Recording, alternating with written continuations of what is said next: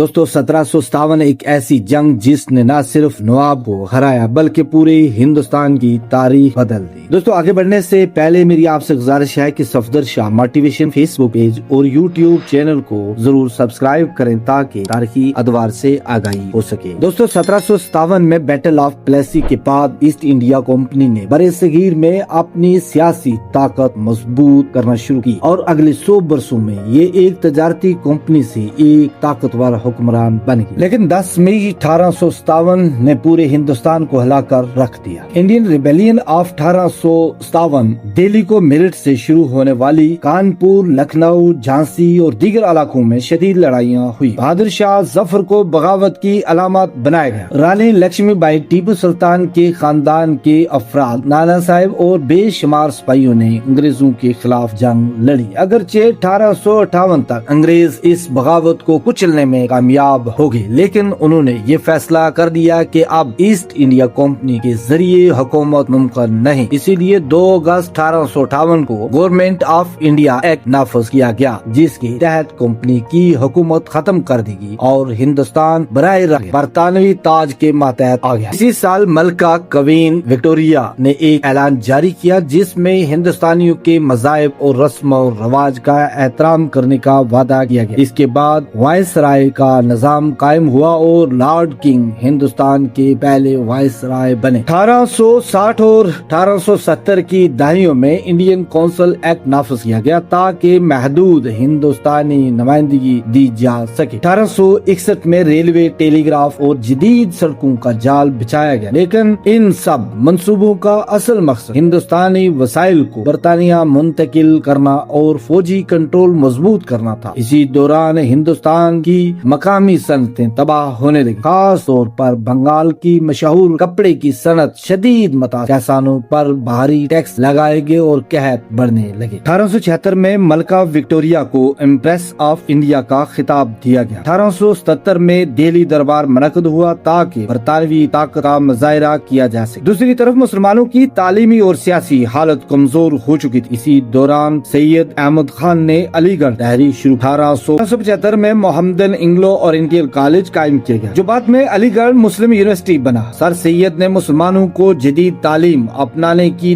دعوت۔ 1885 میں Indian national Congress قائم ہوئی، جس کا ابتدائی مقصد ہندوستانیوں کو محدود سیاسی حقوق دلانا تھا۔ 1890 کی دہائی تک قوم پرستی میں اضافہ ہونے۔ 1905 میں وائس رائے لارڈ کرزن نے بنگال تقسیم کیا۔ مشرقی بنگال میں مسلمانوں کی اکثریت تھی جبکہ مغربی بنگال میں ہندو اکثریت۔ اس فیصلے کے خلاف شدید احتجاج ہوا اور سودیشی تحریک شروع ہوئی۔ برطانوی اشیاء کا بائیکاٹ کیا گیا۔ 1906 میں برطانوی اشیاء کا بائیکاٹ کیا گیا۔ 1906 میں ڈھاکہ میں آل انڈیا مسلم لیگ قائم ہوئی تاکہ مسلمانوں کی سیاسی حقوق کا تحفظ کیا جا سکے۔ 1909 میں مارلے منٹو اصلاحات کے ذریعے مسلمانوں کو الگ انتخابی نمائندگی دی۔ 1911 میں بنگال کی تقسیم ختم کر دی گئی اور برطانوی دارالحکومت کلکتہ سے دہلی منتقل کر دیا گیا۔ 1914 میں پہلی جنگ عظیم شروع ہوئی اور لاکھوں ہندوستانیوں نے برطانوی فوج میں حصہ لیا۔ جنگ کے بعد ہندوستانیوں کو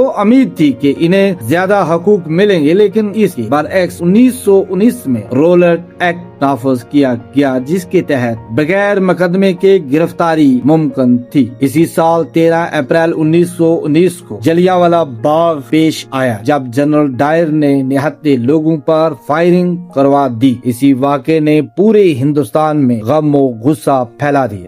اسی دوران مہاتما گاندھی قومی سیاست میں ابھرے اور عدم تعاون تحریک سے 1924 تک خلافت تحریک بھی چلتی رہی، جس میں ہندوستانی مسلمان خلافت عثمانیہ کے تحفظ کے لیے متحرک ہوئے۔ 1920 کی دہائی میں آزادی کی تحریک مزید تیز ہوگی۔ 1927 میں سائمن کمیشن ہندوستان آیا، لیکن اس میں کوئی ہندوستانی رکن شامل نہ تھا، جس کے خلاف شدید احتجاج ہوا۔ سائمن واپس جاؤ کے نعرے لگے۔ 1928 میں نہرو رپورٹ پیش ہوئی، جبکہ محمد علی جناح نے مسلمانوں کے حقوق کے تحفظ کے لیے اپنے مشہور مشہور 14 نکات پیش کی۔ 1930 میں الہ آباد کے خطبے میں علامہ محمد اقبال نے مسلمانوں کے لیے الگ ریاست کا تصور پیش کیا۔ 1930 سے 1932 تک گول میز کانفرنس لندن میں منعقد ہوئی۔ 1935 میں گورنمنٹ آف انڈیا ایکٹ نافذ ہوا، جس کے تحت صوبائی خود مختاری دی گئی۔ 1937 کے انتخابات میں کانگریس نے کئی صوبوں میں حکومت بنائی، جبکہ مسلم لیگ کو محدود کامیابی ملی۔ کانگریسی حکومتوں کے رویے نے مسلمانوں میں خدشات پیدا کی اور ریزولوشن منظور ہوئی، جس میں مسلمانوں کے لیے الگ ریاستوں کا مطالبہ کیا گیا۔ دوسری جنگ عظیم 1939 سے 1945 تک جاری رہی اور برطانیہ